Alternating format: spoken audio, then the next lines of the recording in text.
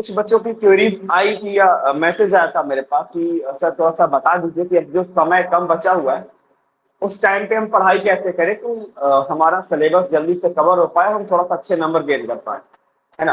तो देखो बच्चों, मैं अपने सब्जेक्ट के लिए एक स्ट्रेटेजी आपको बता सकता हूँ कि केमिस्ट्री सब्जेक्ट में कैसी स्ट्रेटेजी आप फॉलो कर सकते हो, ठीक है।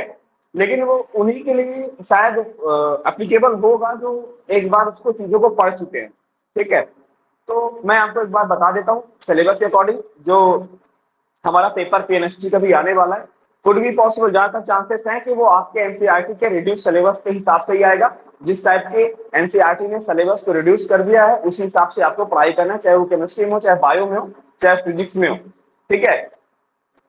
तो सबसे पहले अगर हम बात करते हैं अपने सब्जेक्ट की, तो 11th वाले पार्ट की अगर हम बात करें तो सबसे पहले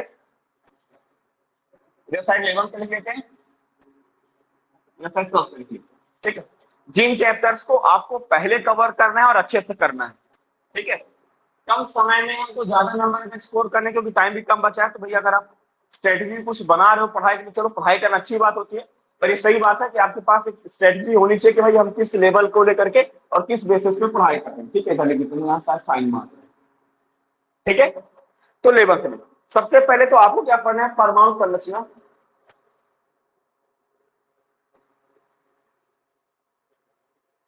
एटॉमिक स्ट्रक्चर,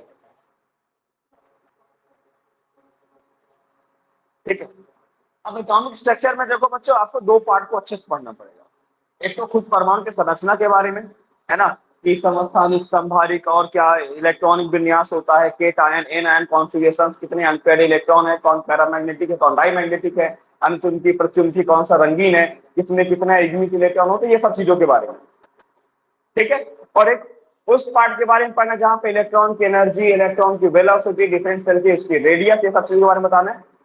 और वहीं पे आपको थोड़ा सा न्यूक्लियर केमिस्ट्री वाला भी पार्ट पढ़ लेना है, जिसमें आपको अल्फा कण, बीटा कण, गामा कण, एटॉमिक नंबर, एटॉमिक मास में कैसे चेंजेस आते हैं, इस चीजों को इकट्ठा यहीं पे कवर कर लो। ये चीजें यहाँ पे भी काम आएंगी और आपके फिजिक्स में भी काम आएंगे। मैं लास्ट टाइम भी बोला था बच्चों, और अपने पेपर में देखा होगा कि भैया इसको अगर आप अच्छे से पढ़ लोगे तो इससे एक दो क्वेश्चन आपके केमिस्ट्री में तो रहते हैं जो साथ में फिजिक्स में भी रहते हैं, ठीक है। चल, इसके बाद फिर आती है आवर्त सारणी, पीरियोडिक टेबल।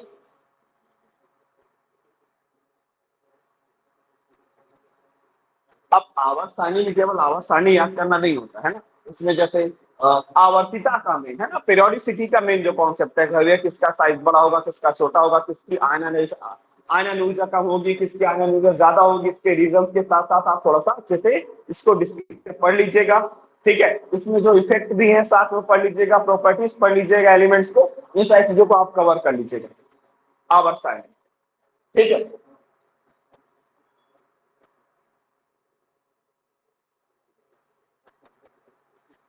इसके बाद है रासायनिक बंध, केमिकल बॉन्डिंग।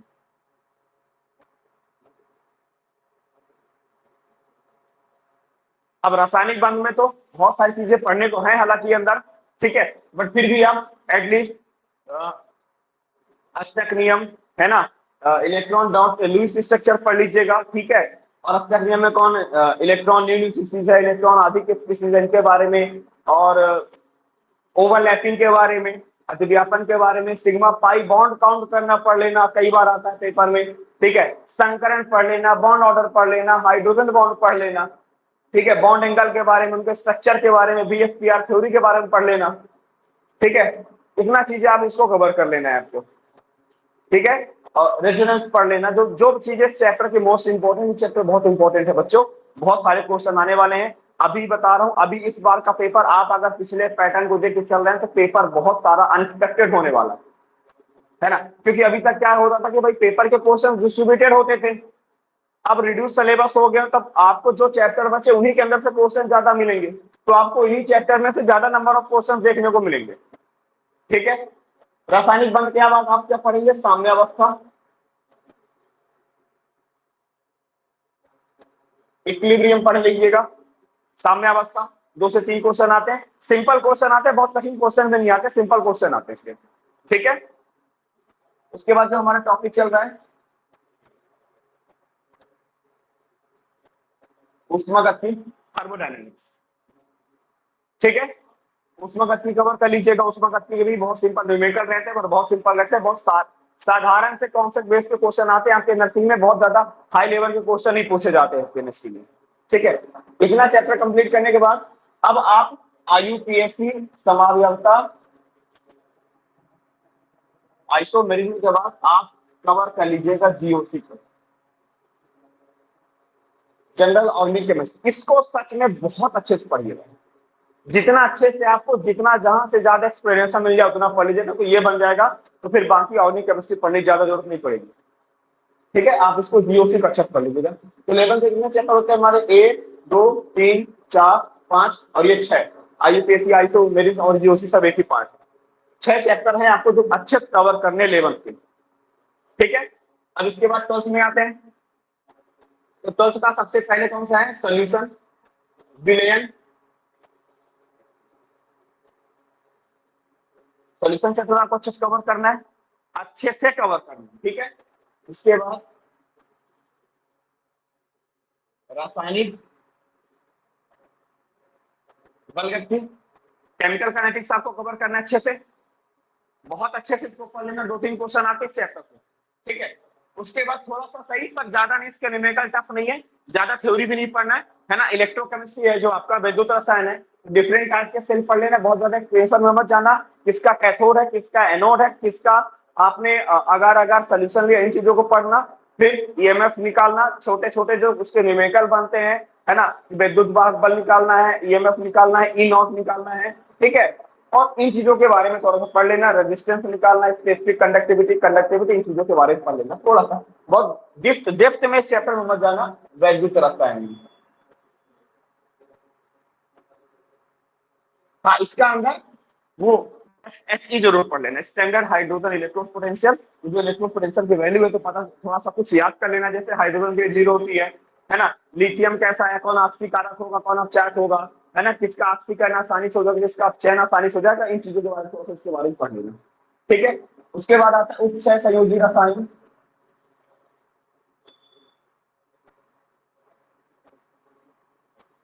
ठीक है ना, कोऑर्डिनेशन कंपाउंड। इसको तो भैया बहुत अच्छे, जितना अच्छे से पढ़ लो उतना अच्छा है। बहुत अच्छे से मतलब नहीं, बहुत सारा अंदर घुस के पढ़ना है, आपके लेवल का ही पढ़ना है, पर अच्छे से हर एक कॉन्सेप्ट उसको पढ़ लेना भाई। इसके क्वेश्चन हर बार, पिछले बार भी केमिस्ट्री में पूछे थे, इस बार भी नीट में भी बहुत सारे क्वेश्चन पूछे हैं, और आपके नर्सिंग में भी भरपूर क्वेश्चन पूछे जाएंगे, ठीक है। तो फिलहाल आपको एक अटेम्प्ट में एक बार अच्छे से इतने चैप्टर को अच्छे से कंप्लीट करना है, ठीक, अच्छे से। जो चूंकि समय भी कम है, समय के हिसाब से मैं बात कर रहा हूँ। अब इसके बाद जो आपका ऑर्गेनिक केमिस्ट्री का पार्ट है ना, जैसे हेलो एल्केन,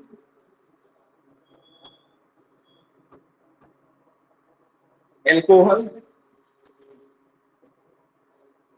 फिनॉल ईथर,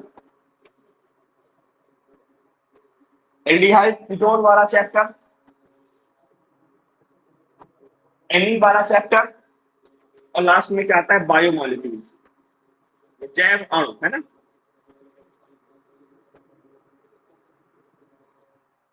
तो भैया सबसे पहले आप जीओसी को अच्छे से पढ़ो और इसका रिलेशनशिप इन सभी में लगाओ। ये जीओसी हर एक चैप्टर में आपका अप्लीकेबल होगी।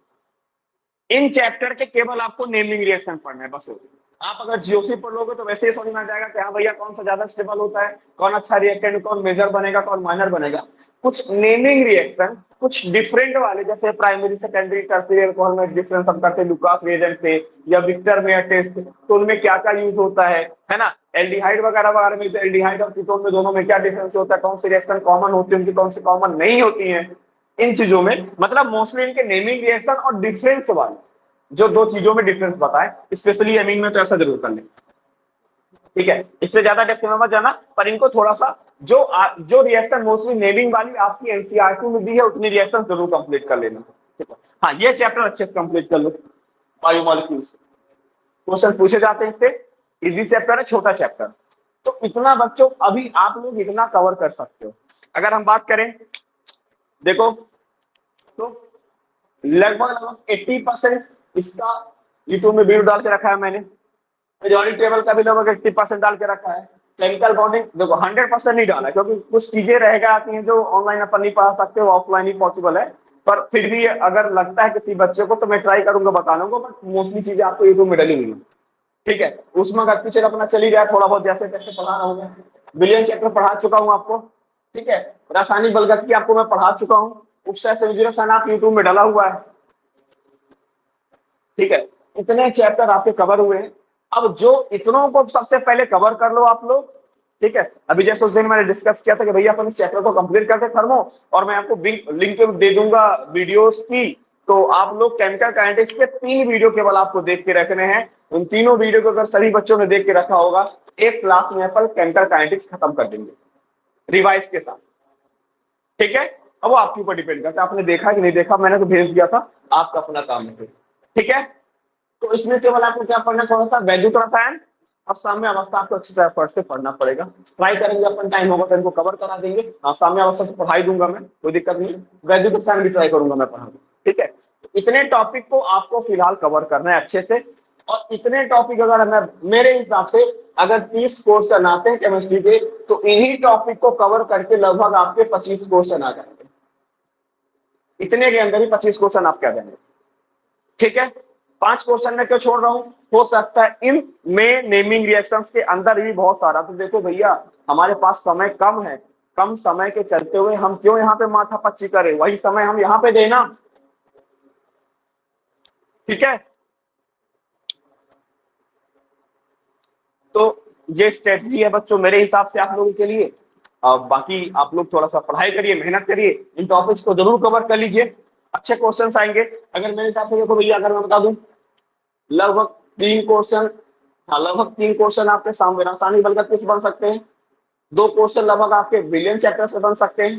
ठीक है, उपसय संयुक्त रसायन से लगभग 3 से 4 क्वेश्चन बन सकते हैं। ठीक है, और इलेक्ट्रोकेमिस्ट्री से 1 से 2 क्वेश्चन आ सकता है। परमाणु संरचना से आपसे 3 से 4 क्वेश्चन आ सकते हैं। आवर्त सारणी से 1 से 2 क्वेश्चन आ सकता है। रासायनिक बंध से भी 3 से 4 क्वेश्चन बन सकते हैं। साम्य अवस्था से 2 क्वेश्चन, लगभग 1 से 2 क्वेश्चन बन सकते हैं। उष्मागतिकी से 1 से 2 क्वेश्चन बन सकते हैं। जीओसी से तो लगभग आपके 5 से 10 क्वेश्चन बन सकते हैं। पूरी ऑर्गेनिक केमिस्ट्री तो यहीं पे बेस्ड होती है। बस इतना कवर कर लोगे बस अपने सब्जेक्ट में, केमिस्ट्री में।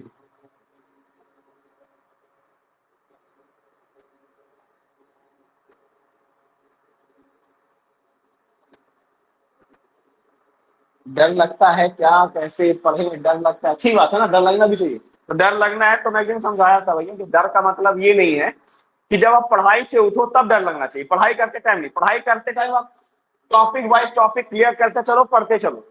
हाँ, जब पढ़ाई से उठ के जाने का मन करे, खेलने का मन करे या कुछ और चीजों में, तब डर आना चाहिए, तब डर नहीं आता है। जब पढ़ने बैठेंगे तब डर आएगा कि अब कहाँ पढ़ूं, और जब पढ़ के किताब काफी बंद करके रख दिए तब डर नहीं लगता है। तब तो चला रहे चलो थोड़ा सा घूम लेते हैं, थोड़ा यहाँ टहल लेते हैं, थोड़ा यहाँ चले जाएं, थोड़ा वहां मौसी के, मामा के, चाचा के घूम आते, तब डर नहीं लगता है। जब पढ़ने बैठेंगे तब डर लगता है। ये उल्टा है, उल्टा करो इसको। पढ़ने बैठे तो बिल्कुल मत डरो कि हम भाई पढ़ रहे हैं, हमारा होगा सिलेक्शन, बिल्कुल हम मेहनत कर रहे हैं, पॉजिटिव रहो पढ़ते टाइम। हाँ, जब पढ़ के उठो तब डर आना चाहिए दिमाग में, यार अभी टाइम हमारा नहीं हो पाया कवर, अभी हम कम पढ़ पाए, ऐसी चीजें, तब जाके आपका अच्छा होगा। तो आप लोग उल्टा सिस्टम बना के रखे हो, पढ़ने बैठोगे तो डरोगे और पढ़ के उठ जाओगे तो फिर डरना बंद, इसलिए पढ़ाई नहीं हो पाती है। ठीक है, पढ़ते टाइम मत डरिए,